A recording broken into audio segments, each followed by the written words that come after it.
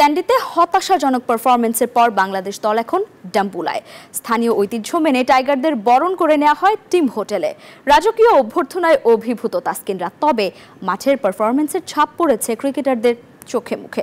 শ্রীলঙ্কার ডাম্বুলা থেকে আরও জানাচ্ছেন আশিক সরওয়ার।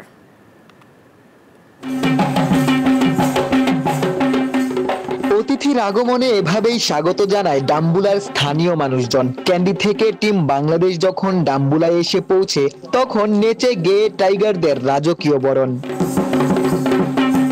ক্যান্ডি থেকে প্রায় ঘন্টা দুয়েকের পথ। টিম বাস থেকে নেমেই এমন আয়োজনে তাসকিনরা অবাক। রাজার মতোই টিম হোটেলে প্রবেশ করেন। বান্ডেল থাকলে প্রতি সেনমানিতে টাকা বাঁচবে। বিকাশ সেনমানি বান্ডেল কিনে জিতুন প্রতি লেনদেনে। লঙ্কার মাটিতে রাজত্ব করতে না পারলেও প্রতিটি শহরেই তাসকিন লিটনরা রাজকীয় অভ্যর্থনা পাচ্ছেন। গল কলম্বো ক্যান্ডি ঘুরে হয়তোবা এই ডাম্বুলাতে লিটনরা ঘুরে দাঁড়াতে চাইবেন।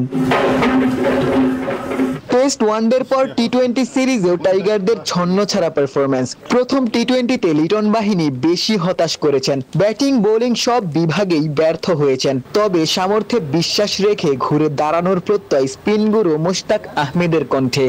It's sometimes, as I said, they were trying their level best.